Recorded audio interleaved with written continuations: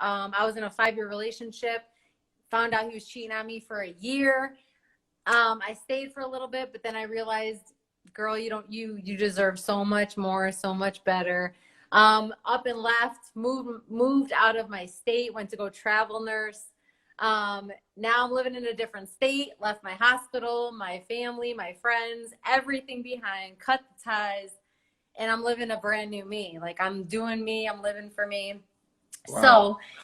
So literally listening to your podcast one night, I was like, this is it. This is what I needed to hear. I'm not living to make everyone else happy anymore. I'm not doing it. And because, I got a big heart, right? We got a big heart. We try to take care of everybody, feel for everybody, mend everybody, and we forget about ourselves. So no more.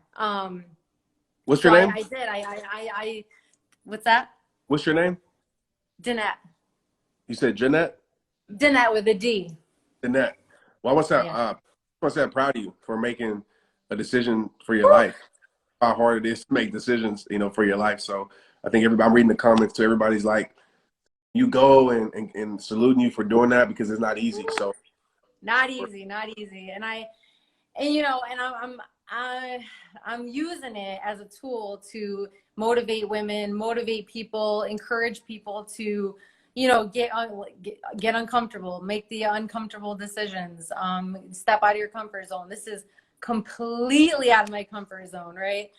So, but I'm literally living for me now. Like, I'm not living to make everyone else happy anymore.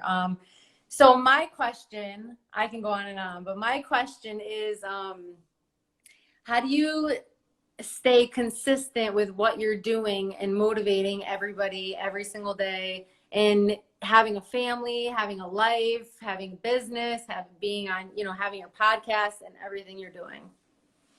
Yeah. So just to be straight up with you, like, it's hard. It's tough. And always trying to give these vulnerable moments, because I think sometimes, looking from the outside in, I try to share as much as I can. So I know I'm open, and I hope that inspires. Like, tell people it's not easy. It's tough, especially the situation I'm going through with my mother right now. Like you said, that family, the requests of the world and stuff. But for me, what's pulling me through, and what's always pulled me through, is my mission.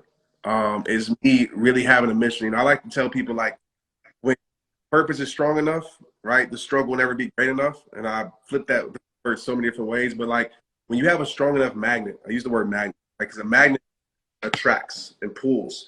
When you have a strong enough tugboat, like something that pulls you through, you will always find a way.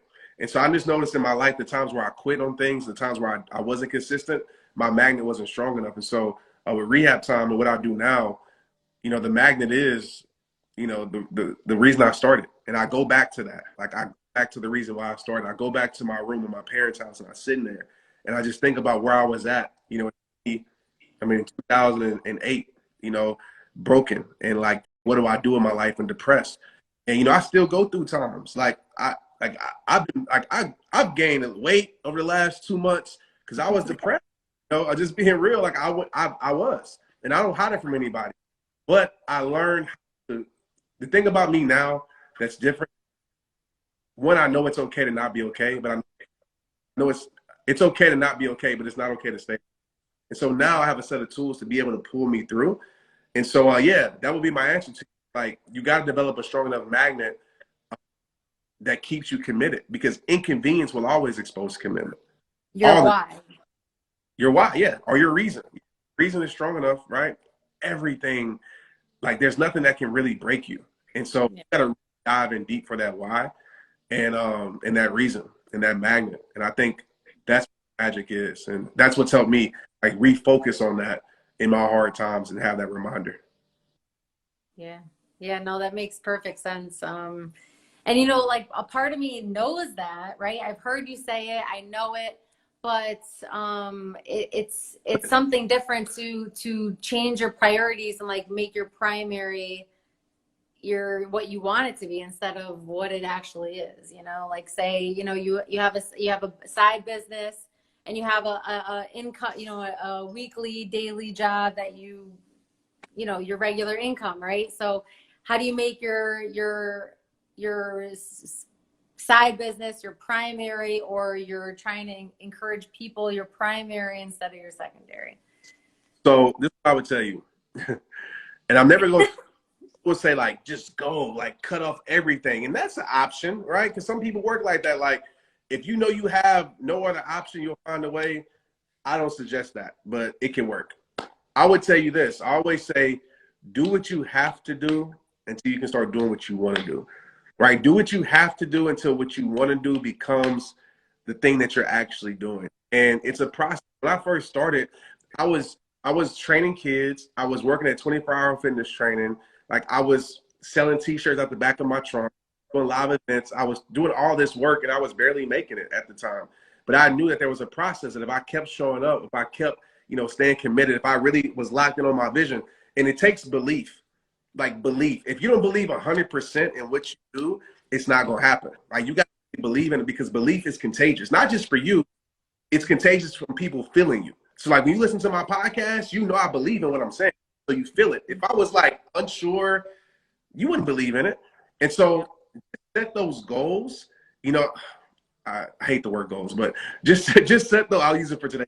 Just set those goals and work toward that. And always just remind yourself that, man, like allow that to keep you committed, extra pockets of time to be able to spend on that, doing other things. And maybe you're already there, but that's always held me accountable. It's like, nah, I ain't doing that.